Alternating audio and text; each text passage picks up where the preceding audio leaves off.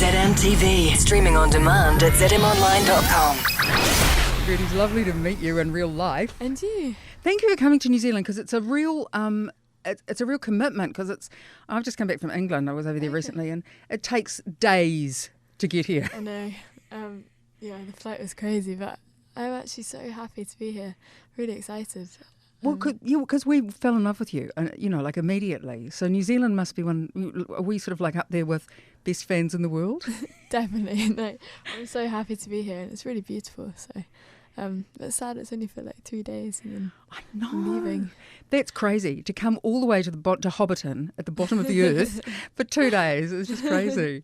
Do you get to do things like normal girls do? Like, do you get to go on family holidays and go caravanning and do all those normal things that English girls do? Yeah. When I'm home, I'm always with my family and friends. So, yeah, it's nice. I'm still normal. Have you seen that movie About Time yet? The one with Bill Nighy and Rachel McAdams and. I know. No, I think you'd remember it. I haven't seen it yet. No. It's got Ellie Goulding's song. Oh yeah, I've seen it advertised. Yeah, I just think when I think of your family, I think of them being. So when you see the movie, that's how I imagine your family to be. So living in this big sort of rambling house, sort of, yeah. Did you? Was it a normal childhood for you growing up? Because your mum's a concert pianist, eh? Yeah. So how normal is that? Well, she's the one who taught me to play, so it's really fun. Well, actually, it's kind of scary having your mum as a teacher, because she's not afraid to be cross and you're not afraid to be really naughty. So it's always like a struggle through every lesson. But did it come naturally to you? Because I took piano for 5 years and I just could never I just was not coordinated enough to make the left and right parts of my brain literally work at the same time. So my parents wasted thousands of dollars thinking, no, eventually she's going to get it. But, so did it come naturally for you early on? I think it did. So it's just been something I loved. I was kind of drawn to it anyway. But it takes so much practice just to, especially learning, like now doing a new instrument, I'm learning guitar. And I found I couldn't sing and play at the same time for ages. Yay! I'm not the only. Well, what made you decide to play the guitar? Just to try something different, really. I've always wanted to play it, and I found that just the songs that I've written on it are so different, so it's really good. You should marry Ed Sheeran, and then you could make beautiful music together. I heard you cover his 18. That was amazing. Thank you very much. What did he think of that? Well, I remember him tweeting about it and saying he really liked it, and then I met him, and he's just really lovely about it. He is, so. Yeah. Oh, that's so cool. So what would you call yourself piano-wise now? Are we at Eric Clapton level? Are we at Ed Sheeran level? Where are we at? Well, I've always kind of just learnt by ear, so I don't really know where I am. I had like all the kind of technical lessons with my mum, and then kind of just branched off into my own thing. And wow. So I don't know. I don't know where I am. Do you remember the very first time you sat down at a piano, or were you so young that it's all part of what you are now? I don't remember like one time. I remember writing my first song, which was when I was 8, and just like it being a blur of just really random subjects and being very sad. I think about love and heartbreak. Oh, thinking about it as an 8-year-old. Cute. Do you still remember it? No, I remember parts of it, but not as a full song. It's too long. It went on for ages. Oh, wow. It sounds like such a hitch. I don't know about you, but I admire people that are not in industries that I'm in. Like, I love the music industry. I love the film industry, but I look at people that can do things that I can't do or have nothing to, and just look in sort of awe. Mm. Who do you look in awe at? What skill set? I think just people who kind of inspire you, and I found just like over the past 2 years, really, like all the songs on my new album are all about just the people who are around me, and that's like a lot of the time like my band or my family, and also just musicians that I love. When I was younger, I'd listen to a lot of the Beatles or George Michael, Jeff Buckley, so it's all. Wow. Do you know, I didn't know George Michael was gay for the longest time. I in Wham and everything, that whole thing, I went through the whole Wham experience going, he's just so cute. I had no idea. That's so cool. So your parents exposed you to all kinds of music. So obviously there was classical music in the house, but what other Beatles, what other music did you have growing up? I listened to a lot of Tracy Chapman, which I love, and Michael Jackson. And And then I love Paolo Nutini and some new stuff like Jake Bugg and Lord I love. So yeah, it's a real mix of different styles. What would be the most surprising thing that I might find on your iPod? Would it be a secret Dolly Parton track, or would it be... I definitely have Dolly Parton. Isn't she amazing? I think she's amazing, yeah. Yeah, I've got some of her, and I don't know, I have some Justin Bieber. Yeah. And I also have, what else? Just, it's really random actually. And Fleet Foxes. Wow, It's very, yeah. That's cool though. I think that's very healthy to have diverse music taste. What is the advice your parents give you now? Because I guess they must look at everything that goes on in this industry and go, oh my God, please, Birdy, please, whatever you do, don't drink the jungle juice and, be safe. Do they give you advice? I think it's just nice to always be going home and be with them, really. Is kind of the best thing is just to have, I think, your family around you and to keep your feet on the ground. So, and I'm lucky enough to go home quite a lot, so it's nice. A lot of teen girls struggle with. It's tough being a teenage girl. It's hard. If I look back, I wouldn't want to go back and do it again. It's really hard, and there's a lot of angst and there's a lot of learning and stuff. What would your advice be to teenage girls that are struggling? I think just to be yourself, really, and try not to kind of mind about what other people think of you, and just not be afraid to be who you are. If they could criticise you when you were at school, what would they have said? What did people taunt you with? Was it that you were bookish or musical or? I guess it's just, I don't know, maybe being quite shy, which I don't know. It's interesting, isn't it, that you're shy and yet you're a performer? That must be. I mean, Robert De Niro's a perfect example of somebody similar, that has all this performance in them and all this creativity, but is actually quite reserved. Is that a struggle for you, or do you just kind of go, well, that's who I am?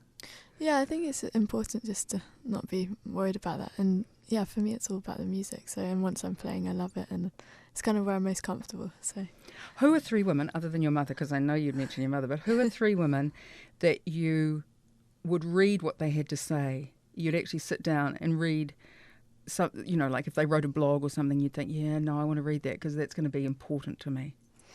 I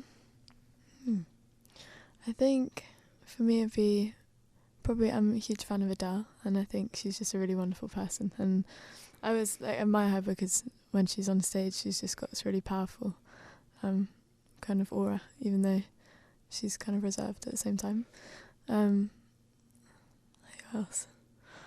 Oh, I can't think now. That's interesting about Adele, though, that she's just learnt to drive. Do you drive yet? Not yet, no. All my friends are kind of passing their tests. It's really annoying. Well, you're busy, and I suppose it was the same for Adele, too. I think it's really funny that she just fronted up to a driving instructor and learnt to drive in 6 days or whatever it was. Really? Yeah. Yeah, she did an intense course where she was like, okay, I've got a baby now, I have to drive, this is ridiculous. And she went to this driving instructor who didn't even recognise her, and did a 6-day intensive driving course. Maybe I should do that. You should.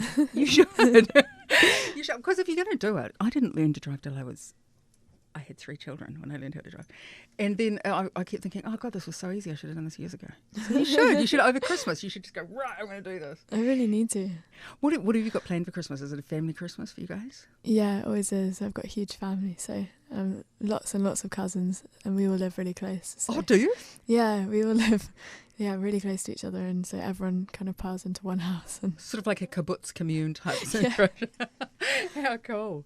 On your new album, you sang that you've written songs and been influenced by the people that you admire around you. Any example of one of the songs that is about somebody in particular? I mean, all of them are kind of, like, different parts of them are about different things, and a lot of them are about change, really, and just being influenced by like my band and my family, and but at the same time I love kind of keeping them, like, the meanings hidden and people interpreting them how they want. And it's like art, isn't it? You don't want to necessarily spell it out in a picture. So I suppose it's similar with music. Yeah. Skinny Love gets stuck in my head. Like, since I found out that I was interviewing you, it's all, like any down moment when I'm not doing something, Skinny Love, which I'm not going to sing because that would be embarrassing, comes into my head. Do you ever get your own song stuck in your head? I do sometimes, like, if we've been playing them over and over again, like in rehearsals and stuff, it's really hard. Or if I'm working on a new idea or something, which is good, I guess, if it's stuck in my head. But yeah, it can be quite annoying. What do you think? What do you think your best asset is as a person, not necessarily as a musician, but as a friend? What's the best thing about you as a friend? Oh, I don't know. I don't know. I hope that I'm honest, I guess. Honest is good. I don't really know. I told my I'm not the friend that you'd phone in the middle of the night if you were in trouble.